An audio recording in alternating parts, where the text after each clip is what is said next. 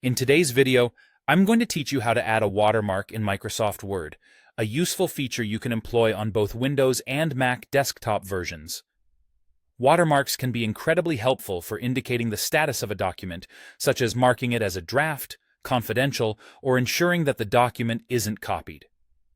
So, let's dive right into how to do this in Word. First, you'll need to open the document you want to modify in Microsoft Word. Once your document is open, look towards the top of your screen and find the Design tab.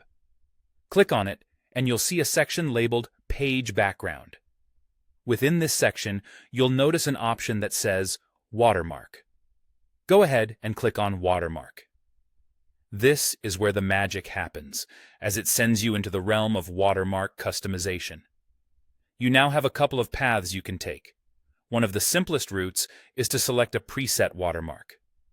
Word offers some default options like confidential, do not copy, or draft. These presets can be handy and save you time if any of these suit your needs. If you find that one of these options aligns with your intentions, simply click on it and Word will automatically apply the watermark to your document. However, if you want something more personalized, you can opt for the Custom Watermark option. Clicking here gives you more control. When you choose Custom Watermark, you'll see two distinct options: Text Watermark and Picture Watermark. Let's explore the Text Watermark first. This option allows you to input your own custom text. You'll be prompted to enter the text you want to use.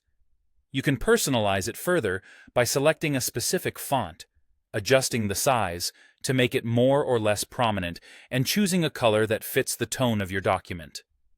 Additionally, you can set the orientation of the text, whether you'd like it to appear diagonally across the page or stick with a straightforward horizontal line.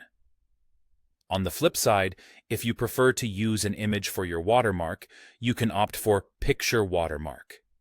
Here, you can click on Select Picture, which allows you to browse through your files and choose an image of your liking.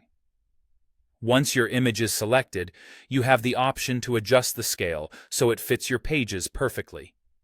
There's also an option to check Washout, which makes your image faint, ensuring it doesn't overpower the text on your pages. After you've tailored your watermark to your satisfaction, click OK. The watermark will be applied, and you'll see it behind the main text on each page of your document. This placement helps it serve its purpose without being disruptive to the content itself. And there you have it, a quick and easy guide to adding watermarks in Microsoft Word.